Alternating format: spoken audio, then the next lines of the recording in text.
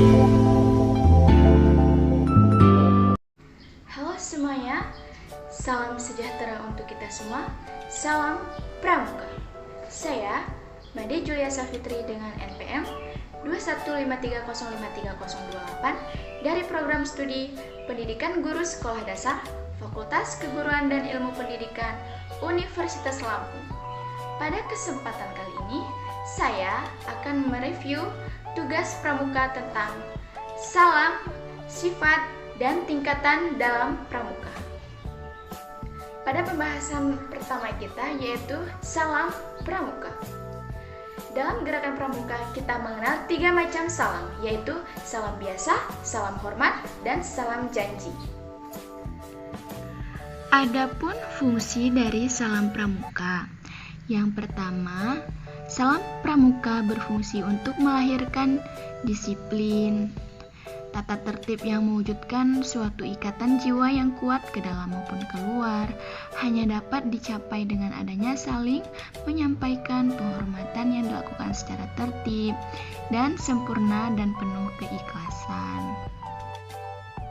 Salam biasa digunakan apabila seorang pramuka bertemu dengan pramuka yang lainnya untuk yang pertama kalinya atau yang terakhir pada hari itu. Siapa yang melihat terlebih dahulu, dialah yang harus memberi salam lebih dulu secara optimis, tanpa aba-aba, tidak pandang pangkat mana yang lebih tua ataupun muda. Dan salam yang kedua yaitu salam kehormatan. Biasanya salam ini diberikan kepada seseorang atau sesuatu yang kedudukannya itu lebih tinggi. Untuk salam hormat ini diberikan kepada bendera kebangsaan ketika dikibarkan atau diturunkan dalam suatu upacara, jenazah yang dimakamkan, kepala negara atau wakilnya, dan lagu kebangsaan Indonesia Raya. Pada pembahasan kita yang kedua yaitu sifat gerakan pramuka.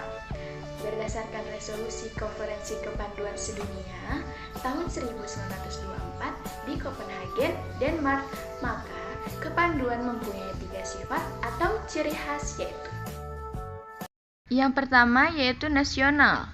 Nasional ini penyelenggaraan kepramukaan untuk kepentingan nasional atau bangsa. Yang kedua, internasional. Dalam kepramukaan dikembangkan rasa bersaudara dengan sesama pramuka di dunia dengan sasaran akhir terciptanya perdamaian dunia. Yang ketiga yaitu universal. Universal ini semua organisasi pramuka di dunia menggunakan prinsip dasar kepramukaan dan metode kepramukaan yang merupakan ciri khasnya. Baik, pada pembahasan terakhir kita yaitu tingkatan dalam pramuka.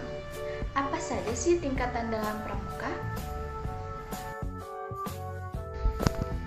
Nah, yang pertama yang perlu kita ketahui yaitu golongan dalam pramuka ada siaga, penggalang, penegak, dan pandega. Tingkatan yang pertama yaitu siaga. Siaga ini sebutan bagi anggota pramuka yang berumur 7-10 tahun. Secara umum, siaga ini menempati tingkat pendidikan sekolah dasar. Disebut pramuka siaga karena sesuai dengan kiasan pada masa perjuangan bangsa Indonesia, yaitu ketika rakyat Indonesia mensiagakan dirinya untuk mencapai kemerdekaan dengan ditandai berdirinya Budi Utomo pada tahun 1908 sebagai tonggak awal perjuangan bangsa Indonesia. Dan siaga ini terdiri dari 3, yaitu siaga mula, siaga bantu, dan siaga tata. Dan pada tingkatan yang kedua yaitu penggalang.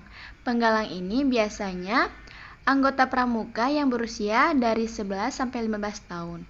Secara umum, penggalang ini menempati tingkat pendidikan sekolah menengah pertama. Syarat kecakapan umum untuk golongan penggalang ini terdiri dari 3 tingkat, yaitu tingkat penggalang ramu, tingkat penggalang rakit, dan tingkat penggalang terap. 3. Penegak. Penegak ini biasanya sudah memasuki jenjang umur 16 sampai 21 tahun. Secara umum, penegak ini menempati tingkat pendidikan sekolah menengah atas, yang terdiri dari penegak bantara dan penegak laksana. 4. Pramuka pandega teruntuk umur 21 sampai 25 tahun. Dan adapun tingkatan khusus yaitu Pramuka Garuda, tingkatan tertinggi dalam setiap kelompok umur dengan kegiatan kepramukaannya. Sekian video review dari saya. Kurang lebihnya saya mohon maaf. Salam pramuka.